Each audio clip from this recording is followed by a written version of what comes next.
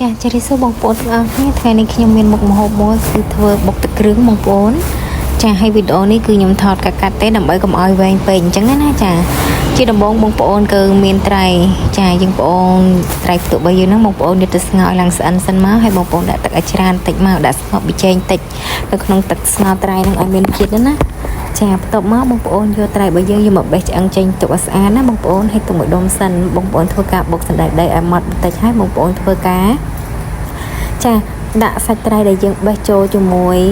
នឹងសណ្តែកដីដែលយើងបុកហ្នឹងបងប្អូនធ្វើការបុកឲ្យសាច់ត្រីហ្នឹងបែកបន្តិចមកបងប្អូនយកទៅបុកក្បាលឬមួយបងប្អូនអត់ចង់បុកចូលជាមួយនឹងសណ្តែកដីបងប្អូនអាចយកទៅប៉ាន់សាច់ត្រីឲ្យបែកសិនក៏បានដែរចាបន្ទាប់មកនេះគឺទឹកប្រហុកគឺខ្ញុំដាក់លាយជាមួយនឹងទឹកស្ងោរត្រីបងប្អូនទឹកដែលយើងស្ងោរត្រីរបស់យើងហ្នឹងយកមកឆុំជាមួយនឹងប្រហុកឲ្យនៅក្តៅៗមកដើម្បីឲ្យប្រហុកហ្នឹងឲ្យលួយចាដាក់ពី3ច្រាមកតោះមកបងប្អូនធ្វើការដាក់ប៊ីចេងដាក់ស្កររបស់យើងចូលបងប្អូនហើយសម្រាប់ទឹកគ្រឿងថ្ងៃហ្នឹងខ្ញុំប្រើជាក្រូចឆ្មាទេបងប្អូនចាប៊ីចេងគឺខ្ញុំដាក់មួយចុងស្លាបព្រាហើយស្ករសគឺខ្ញុំដាក់មួយស្លាបព្រាបាយតែម្ដងបងប្អូនហើយបងប្អូនត្រង់កន្លែងនេះកុំតន់អានថែមអំបិលអីបងប្អូនយើងចាំលាយគ្រឿងហើយយើងធ្វើការភ្លក់សិនបើសិនជាស្ទើរប្រៃចាំបងប្អូនបន្ថែមជាមួយនឹងអំបិលណាបងប្អូនហើយចានេះខ្ញុំដាក់ជីបងប្អូនប្រើជីនឹងបងក៏បានជីណាក៏បានដែរហើយសម្រាប់ក្រូចឆ្មាខ្ញុំប្រើចំនួន2ផ្លែបងប្អូនប្រើ